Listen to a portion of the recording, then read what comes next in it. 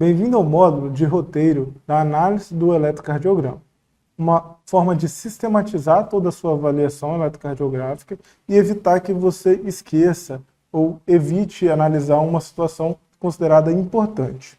Diante da realização do eletrocardiograma na sala de emergência, muitos colegas acabam se perdendo por justamente não ter essa sistematização.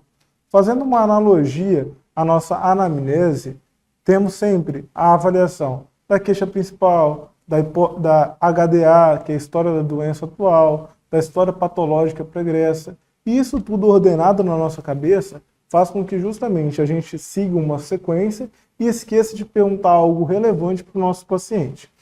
A análise do eletrocardiograma pode ser feita de forma individualizada. Cada um de vocês vai analisar uma forma como vocês aprenderam e conseguem aplicar esse conhecimento melhor para analisar o eletrocardiograma de forma mais rápida do seu paciente sem esquecer nada. Porém, iremos apresentar para vocês uma estrutura que pode ser utilizada se você julgar ser a melhor e mais fácil no seu entendimento.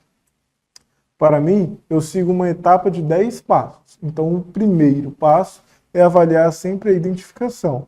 Esse eletro está identificado? Tem o nome do paciente, a idade, a data que ele foi realizada, algumas características importantes que podem me ajudar na análise do eletrocardiograma de forma mais precisa, dando um diagnóstico mais apropriado.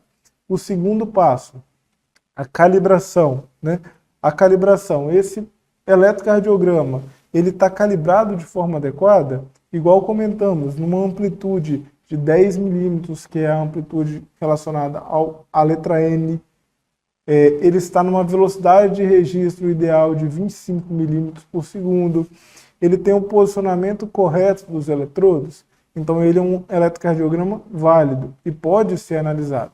Caso alguma dessas situações esteja discrepante, realizada de forma errada, recomenda-se repetir o eletrocardiograma antes de dar seguimento com a sua análise. Um passo a passo que eu utilizo muito na minha prática é essa sequência. Qual que é o ritmo do paciente? É um ritmo regular ou não regular? Depois, esse ritmo ele é sinusal, ele apresenta algumas características do ritmo sinusal, como ser regular, ter a onda P precedente de cada complexo QRS, positivo em D1 e AVF de mesma morfologia, isso é um conceito do ritmo sinusal, ou ele é um ritmo não sinusal, como uma FA, um ritmo juncional, uma taquicardia atrial multifocal. Então essa é a análise do ritmo. Qual que é a frequência cardíaca? Para isso eu vou avaliar o ritmo regular, eu posso fazer a utilização da fórmula 1500 dividido pelo número de quadradinhos ou 300 dividido pelo número de quadradões. Caso seja um ritmo irregular, eu vou contar o número de complexos QRS na derivação longa e multiplicar por 6. Qual que é o eixo? Para isso, a análise do eixo pode ser feita pelo método quadrante ou o método da derivação isodifásica. No método quadrante, eu vou analisar sempre D1 e AVF. Se essas duas derivações forem positivas, estou diante de um eixo normal. No método da derivação isodifásica, eu vou procurar a derivação isodifásica. Após isso, o meu eixo estará perpendicular à derivação isodifásica. Eu vou analisar o complexo QRS, se ele é positivo ou negativo nessa derivação, e vou saber com exatidão qual que é o grau do eixo cardíaco. Em seguida, eu analiso a onda P, o intervalo PR e o segmento PR. Tem alterações do ritmo? Tenho sobrecargas presentes? Não tenho? O intervalo PR está estreito, está alargado, indicando situações de bloqueio atrioventricular ou pré-excitação ou alguma outra condição importante. O segmento PR, ele tem um supra ou um infradesnivelamento, como no caso que pode acontecer na pericardite aguda. Dou sequência para o complexo QRS e dentre ele vou analisar a sua amplitude e a sua duração, lembrando que a duração normal é de 60 até 120 milissegundos.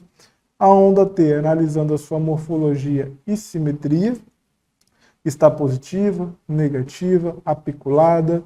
O intervalo QT, lembrando que o normal habitualmente é menor que 460 milissegundos, mas diferindo entre homens, mulheres e crianças, e avaliar se eu preciso fazer a correção o intervalo QT de acordo com a frequência cardíaca ou não, em situações que me remetem ao intervalo QT mais prolongado.